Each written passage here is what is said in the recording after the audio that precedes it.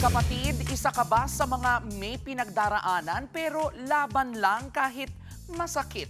Siguradong makakarelate kayo sa isang santo na para bang literal na ginawang lifestyle ang katatagan. Walang iba kundi si Saint Sebastian na pinagdiriwang ngayon sa Tarlac. Si Saint Sebastian po yung nakikita nating imahe ng lalaking nakatali sa puno na para bang human target practice. Balik tayo sa history para malaman natin kung gaano katatag ang santong ito.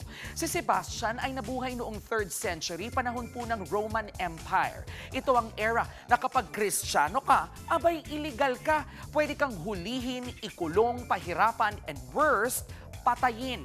Pero eto na nga, ang ating bida na si Sebastian abay hindi lang basta Kristiyano, opisyal din po siya sa Roman Army.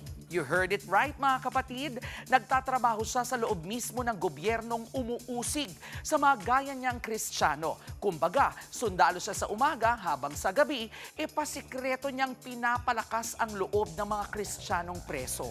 Pero ika nga, wala pong lihim na hindi nabubunyag. Nabuko si Sebastian, kaya itong si Emperor Diocletian galit na galit. Pinarusahan niya si Sebastian. Dito na po nangyari ang iconic na image na itinali siya sa puno at pinana ng paulit-ulit. Pero po si Sebastian, parang bida sa pelikula. Abay pinana na, nabuhay pa at nagka-second chance. Kung sa'yo nangyari yan, abay malamang nagpakalayo-layo ka na. Pero hindi ganyan si Sebastian. Hinarap po niya ang emperador at kinundena ang pagmamalupit nito sa mga Kristiyano. Ang ending, sinintensyahan siya ng kamatayan. Opo, martir siya dahil mas pinili niyang mamatay ng may paninindigan. Dahil dyan, si Sebastian ang naging patron saint ng mga sundalo, atleta, archers, epidemic at holy death. Kaya tuwing January 20, hindi lang ito simpleng pista sa mga taga-Tarlac. Ito po ay pag-alala sa isang taong tinamaan na, sinubok na, pinabagsak na pero bumangon pa rin. Kaya kung feeling mo pinupuruhan ka na ng mga problema, abay bumangon ka, lumaban ka.